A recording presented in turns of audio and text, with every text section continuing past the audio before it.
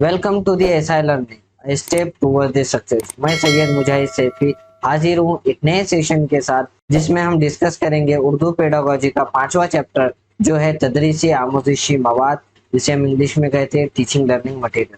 तो आइए दोस्तों इसे देखते हैं। सबसे पहले हमें देखना है कि तदरीसी आमोजिशी मवाद किसे कहते हैं।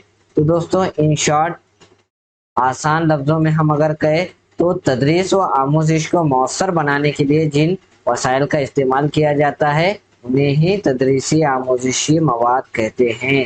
ठीक है दोस्तों, यानी पहले इनके लिए तदरीसी मवाद की इस्तेलाह का इस्तेमाल होता रहा है, लेकिन आमोजिश और आमोजगार पर फोकस होने के बाद, यानी आमोजिश और आमोजगार पर फोकस होने के बाद, मवाद का सरगर्मी पर मबनी होने के बाद इसके लिए टीचिंग लर्निंग मटेरियल की इस्तेलाह इस्तेमाल होने लगी है। इन्हें कहने का मतलब ये है दोस्तों कि ड्यूरिंग टीचिंग प्रोसेस आप जिन जिन वसाइल का इस्तेमाल करते हैं बच्चों को पढ़ाने के लिए, तो उसी को हम क्या कहेंगे दोस्तों, तदरीसी आमोजिशी मवाद।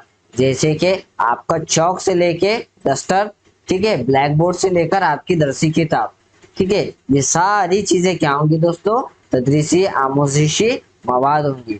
ठीक है, तो चलिए बढ़ते हैं नेक्स्ट टॉपिक की तरफ, जो है हमारा करीन फहम मवाद, जिसे हम क्या कहते हैं इंग्लिश में, कॉम्प्रहेंशन ऑफ कंटेंट। तो दोस्तों कॉम्प्रहेंशन किसे कहते हैं हम, वसी को, जामा को, ठीक है, कॉम्प्रहेंशन यानी वसीओ जामा। तो दोस्तों कॉम्प्रहेंशन ऑफ कंटेंट क्या होगा, करीन फहम मवाद क्या होगा कि आमोजगार की मौजूदा महारत की सतह से थोड़ा ऊपर बामानी बोली और तहरीरी जबान से मानूसियत, मानूसियत यानी जान पहचान। ठीक है दोस्तों, ठीक है, यानी कहने का मतलब है कि आमोजगारों की मौजूदा सतह से थोड़ा ऊपर, ये आपको ध्यान रखना है कि अगर आप है ना आमोजगार जो है, तालिब इल्म जो है, बच्चे जो है, उनके सतह से ऊपर का अगर उनको कंटेंट दे रहे हैं, मवाद दे रहे हैं, तो उसे हम क्या कहेंगे, करीन फहम मवाद कहेंगे।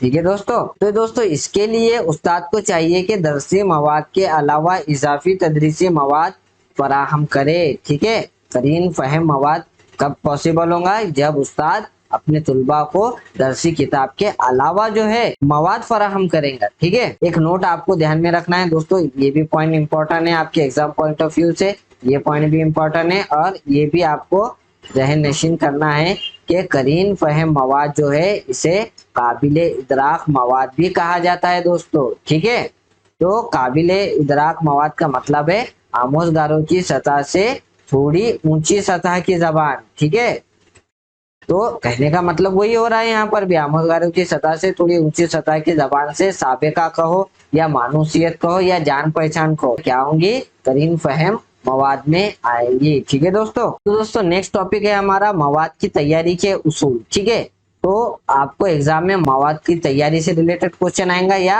अदबे अतफाल यानी मवाद मुंतखब करने के ताल्लुक से। तो ये क्या है दोस्तों, ये तुलबा की तरफ तवज्जो मरकूज करने, सबक में दिलचस्पी पैदा करने, आमोजिश को सहल और सबक को ज्यादा मानी खेज बनाने में माविन होता है। यानी कहने का मतलब है कि आप बच्चों को जो मवाद दे रहे हैं वो कैसा होना चाहिए दोस्तों, एक तो तुलबा मरकूज होना चाहिए, चाइल्ड सेंटर्ड होना चाहिए। ठीक है, सबक में आपके दिलचस्पी बनी रहनी चाहिए, कि आपके सबक जो है चैप्टर से बोरिंग नहीं होना चाहिए दोस्तों। आमोजिश सहल यानी सहल किसे कहते हैं दोस्तों, आसान को, और सबक को ज्यादा मानी खेज यानी आपके चैप्टर्स मीनिंगफुल होने चाहिए, आसान होने चाहिए और मीनिंगफुल होने चाहिए। तो इसके सबक के तैयारी के उसूल आपको क्या क्या ध्यान में रखना है दोस्तों, एक तो चाइल्ड सेंटर होना चाहिए, सबक में दिलचस्पी बनी रहनी चाहिए, सबक आसान और बामानी होना चाहिए। इसके अलावा एग्जाम पॉइंट ऑफ व्यू से ये पॉइंट बहुत इंपॉर्टेंट है दोस्तों कि मवाद की दुरुस्त दर्जाबंदी होनी चाहिए। यानी आप जो मवाद आपके किताब में, दरसी किताब में जो मवाद डाल रहे हैं, ठीक है, वो कैसी होना चाहिए, उसकी दर्जाबंदी दुरुस्त होनी चाहिए। ठीक है दोस्तों, और सबसे मेन चीज बच्चों की सतह और उनके दिलचस्पी का ख्याल होना बहुत जरूरी होता है दोस्तों। सबसे अहम पॉइंट क्या दोस्तों, बच्चों की सतह और उनकी दिलचस्पी का ख्याल रखना चाहिए।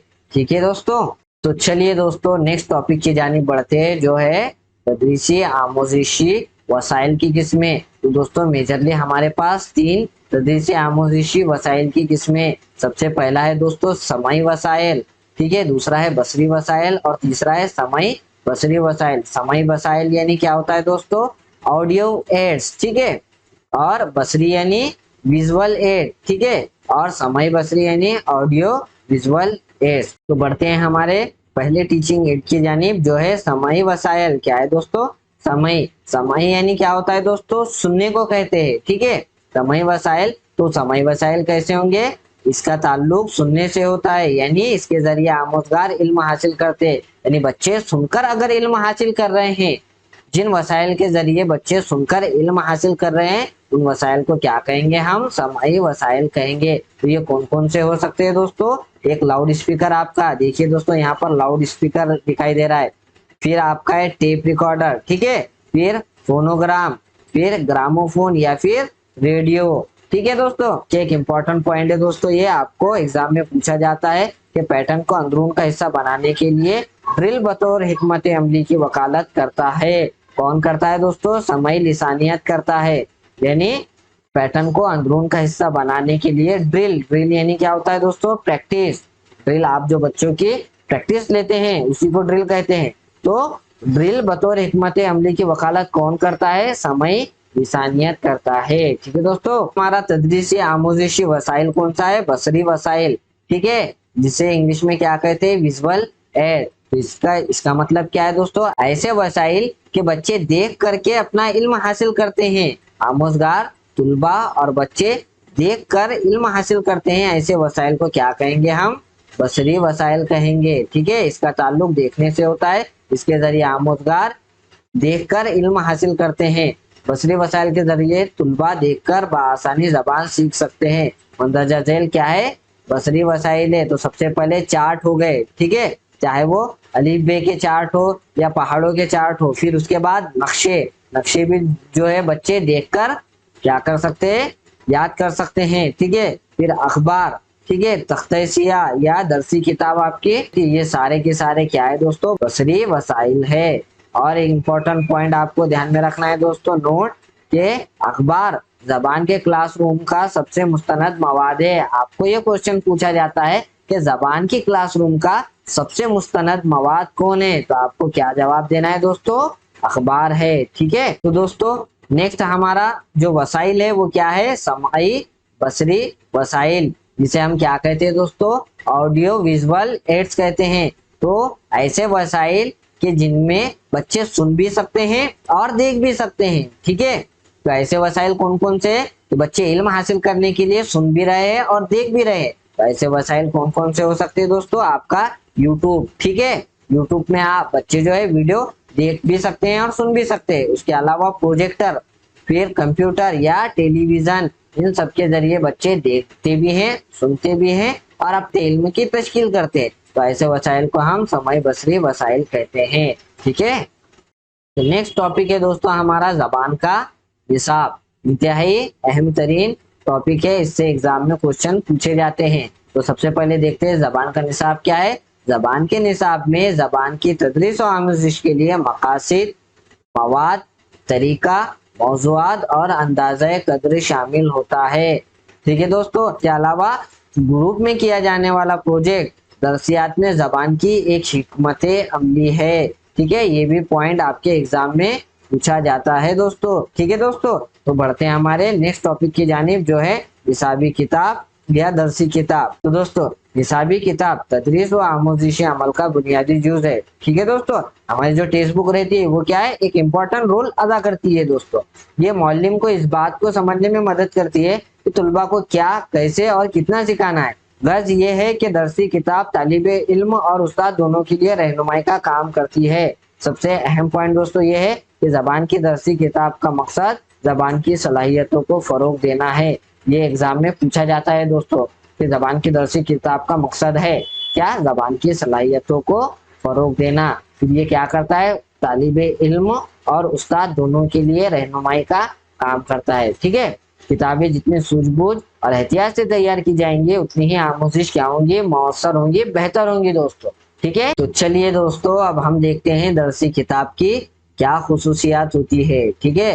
तो सबसे पहली जो खुसूसियात क्या होनी चाहिए, दरसी किताब चाइल्ड सेंटर्ड होनी चाहिए, तुफल मरकूज। तो दोस्तों तुफल मरकूज और चाइल्ड सेंटर्ड क्या होता है कि कि बच्चे ज्यादा से ज्यादा एक्टिव होने चाहिए, उसी को हम क्या कहते हैं, तुफल मरकूज कहते हैं। और दूसरी बात, तुलबा की जहनी इस्तेताअत, जहनी सतह, दिलचस्पी और अहलियत से मुताबिकत रखनी चाहिए। ठीक है, किताब जो है बच्चों की जो मेंटल एबिलिटी है, मेंटल लेवल जो है उसके मुताबिक ही तैयार की जानी चाहिए। और दूसरी बात, सबक इख्तिसार से लिखे होने चाहिए। इख्तिसार मीन्स मुख्तसर होने चाहिए। सबसे इम्पोर्टेंट पॉइंट है दोस्तों, ये एग्जाम में पूछा जाता है कि दरसी किताब जो है मुस्तनद और फितरी जबान में होती है। ठीक है, ऐसी होनी चाहिए, मुस्तनद यानी ऑथेंटिक, और फितरी जबान में होनी चाहिए। ऐसा नहीं है कि आप बच्चों के किताब में बहुत सारे फसी व बलीग अल्फाजों का इस्तेमाल कर रहे हैं, ऐसा नहीं होना चाहिए दोस्तों। दूसरा ये भी पॉइंट इंपॉर्टेंट है दोस्तों कि दरसियात में जबान की कोशिश होती है कि स्कूल में जबान और सियाक को मरबूत करे। ये सबसे इम्पोर्टेंट पॉइंट है दोस्तों, जबान और सियाक को आपने क्या करना चाहिए, मरबूत करना चाहिए। ठीक है, मैंने इससे पहले ही बताया था आपको कि आपके जितना आप जो पढ़ा रहे हैं वो सियाक व सबात से मरबूत होना चाहिए। ठीक है, तो चलिए बढ़ते हैं दोस्तों तदरीसी आमूजिशी मवाद का सबसे अहम और इम्पोर्टेंट टॉपिक जो है रीलिया। ठीक है दोस्तों, रीलिया क्या है दोस्तों, ये 3 डायमेंशनल अशिया है जो बच्चों की दरसो तदरीस में मददगार होती है। तो दोस्तों एक्चुअल में रीलिया क्या है दोस्तों, हमारे रियल लाइफ के मटेरियल होते हैं। ठीक है, जो हकीकी जिंदगी वाले जो सामान होते हैं, जब उस्ताद इन सामान को क्लासरूम में लेकर आता है बच्चों को प्रैक्टिकली चीजें बताने के लिए, जैसा ये पेन है, तो ऐसे हकीकी जिंदगी वाले सामान जब टीचर लेकर आता है क्लासरूम में, उन सामान को हम क्या कहते हैं, रीलिया कहते हैं। तो मैंने दोस्तों पिछले क्लासेस में भी ये बात बताया है कि रियल मटेरियल से आप याद रखेंगे रीलिया को।